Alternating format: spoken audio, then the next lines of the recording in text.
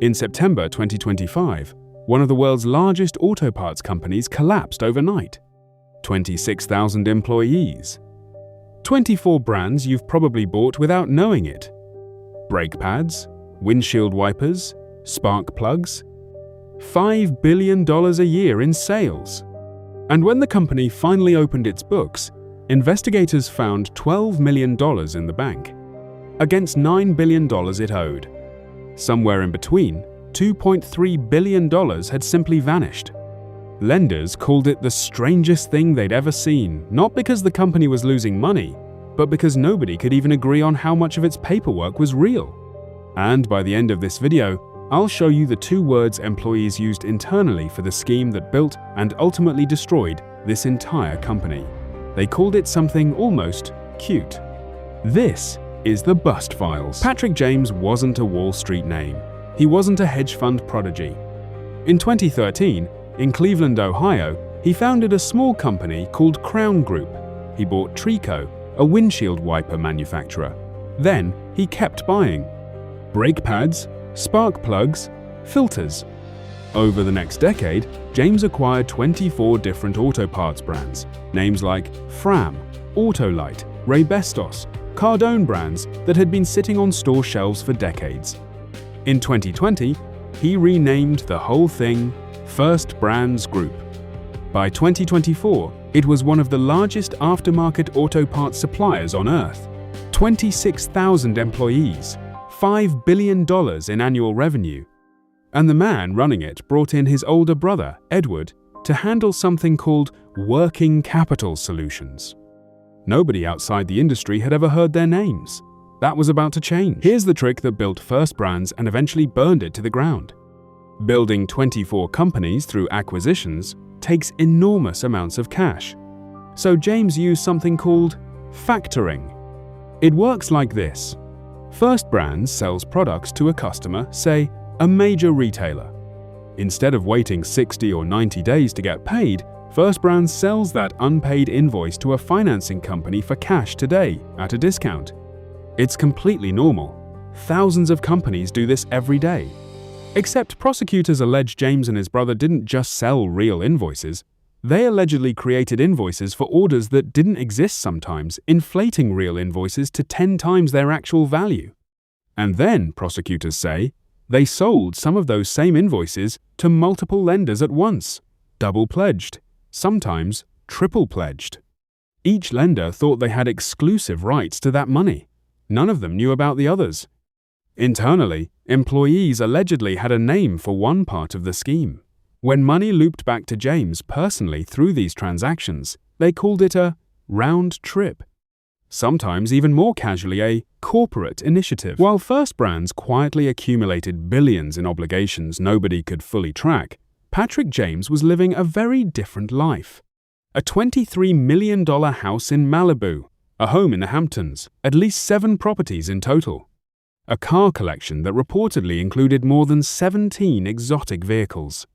$500,000 on a private chef, $150,000 on a personal trainer, $3 million just to rent a townhouse in New York. According to court filings, prosecutors allege James funneled funds through an account internally called Bowery Finance II, a kind of personal slush fund. Nearly $12 billion reportedly flowed through that single account between 2022 and 2025. To his lenders, First Brands looked like one of the great American manufacturing success stories, a company buying back industrial jobs that had gone overseas decades earlier. Behind the scenes, the math simply didn't exist. By 2025, after years of acquisitions funded by these fraudulent schemes, First Brands faced overwhelming debt and a cash crunch it couldn't escape. James and his brother spent that year trying to refinance the company's debt or sell it outright. But there was a problem. Any serious buyer wants to look at the real books first, and First Brands couldn't produce financial records that held up to scrutiny. One by one, potential buyers walked away. Then, in 2023, one of the company's own factoring partners noticed something off. A lower-level employee handed over a batch of real invoices instead of the doctored ones. The numbers didn't match what First Brands had reported. James, prosecutors say, immediately restricted who at the company was allowed to communicate with that lender. It was a temporary fix. The math kept getting worse. And there was no version of reality where First Brands could keep refinancing its way out of a hole this size forever. On the 28th of September, 2025, First Brands filed for bankruptcy. At the time, the company reported just $12 million in cash, against more than $9 billion in total liabilities. Less than 2 weeks later, on October 9th, it emerged that $2.3 billion in factored invoices simply couldn't be accounted for. A creditor called it money that had vanished. The U.S. Department of Justice opened a criminal investigation. The next day, Patrick James announced he'd be stepping down as CEO. Banks and funds connected to First Brands started reporting losses almost immediately. Jefferies disclosed exposure through a private credit fund. A joint venture between a Japanese bank and trading house revealed over $1.5 billion at risk. UBS launched its own investigation. A company that looked, from the outside, like a thriving industrial success story had been running on paperwork that, according to investigators, was never real to begin with. Remember what I promised you at the start? The round trips, the corporate initiatives.